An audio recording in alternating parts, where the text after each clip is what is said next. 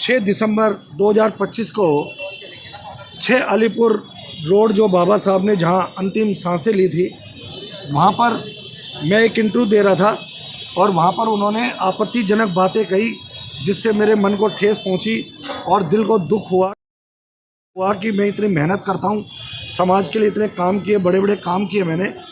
इस बात को लेकर हम माननीय न्यायालय में एक डिफामेशन का केस जो आज़ाद समाज पार्टी का दिल्ली प्रदेश के उपाध्यक्ष श्री सुरेश कटारिया जी उनके खिलाफ डाला था।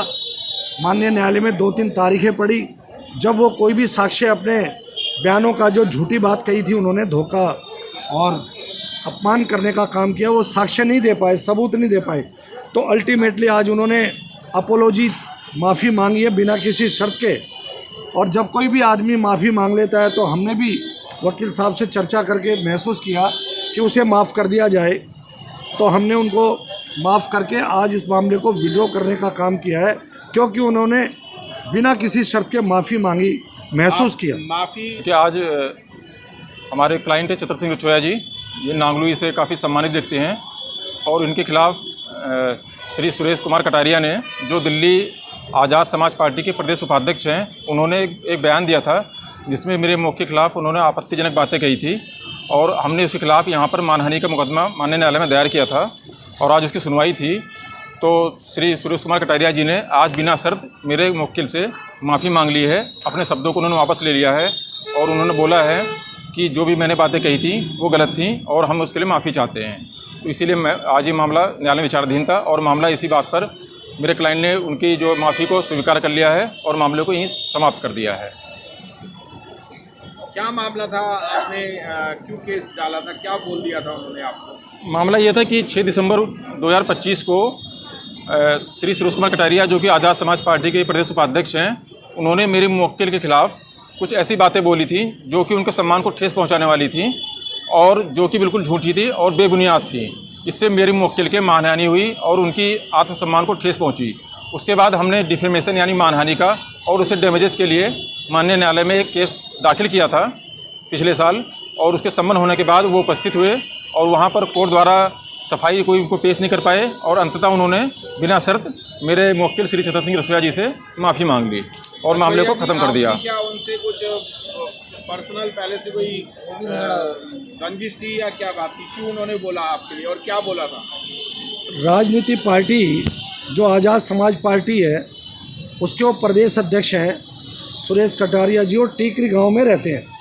6 जनवरी को मेरा 6 दिसंबर 2025 को 6 अलीपुर रोड जो बाबा साहब ने जहां अंतिम सांसें ली थी, वहां पर मैं एक इंटरव्यू दे रहा था और वहां पर उन्होंने आपत्तिजनक बातें कही जिससे मेरे मन को ठेस पहुंची और दिल को दुख हुआ कि मैं इतनी मेहनत करता हूं, समाज के लिए इतने काम किए, बड़े बड़े काम किए मैंने।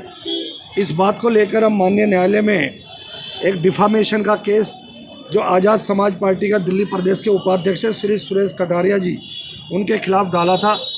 माननीय न्यायालय में 2-3 तारीखें पड़ी। जब वो कोई भी साक्ष्य अपने बयानों का जो झूठी बात कही थी, उन्होंने धोखा और अपमान करने का काम किया, वो साक्ष्य नहीं दे पाए, सबूत नहीं दे पाए। तो अल्टीमेटली आज उन्होंने अपोलॉजी माफ़ी मांगी है बिना किसी शर्त के।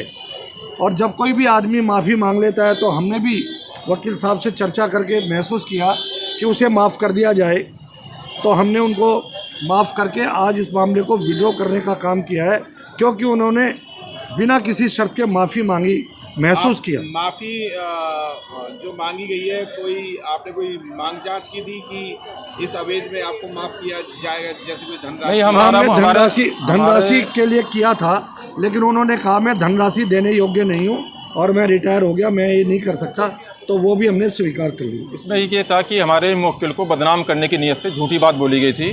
मुवक्किल से हमारा कोई संबंध नहीं था इस तरीके से और आज़ाद समाज पार्टी द्वारा लगातार इन पर झूठे आरोप लगाए जाते रहे थे। हमने कई बार उसको इग्नोर भी किया इस बातों को, चलो झूठ बोलते हैं, लेकिन इस बार हमें लगा कि पार्टी द्वारा, आज़ाद समाज पार्टी द्वारा मेरे मुवक्किल को जानबूझकर बदनाम किया जा रहा है, क्योंकि ये समाज के हित के लिए काम करते हैं और समाज में काफ़ी प्रसिद्धि लेते जा रहे हैं।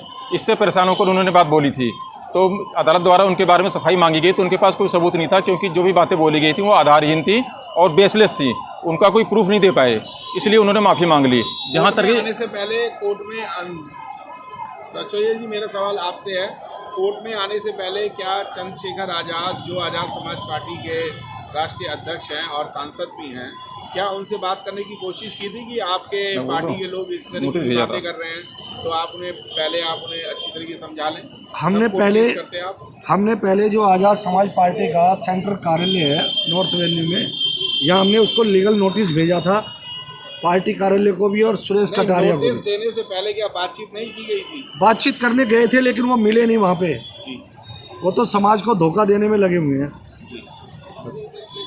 कुछ और कहना चाहेंगे उनके? हम ये कहेंगे आगे से ऐसी गलतियाँ ना करें, ध्यान रखें। दोनों ही व्यक्ति समाज के लिए काम कर रहे हैं और समाज के लिए काम कर ज़्यादा अच्छा रहेगा, खामखा की भी बात में ना फंसे। समाज के लिए काम करके दिखाएं, धोखा देने का काम ना करें। अगर फिर दोबारा ऐसा करेंगे तो फिर देखेंगे।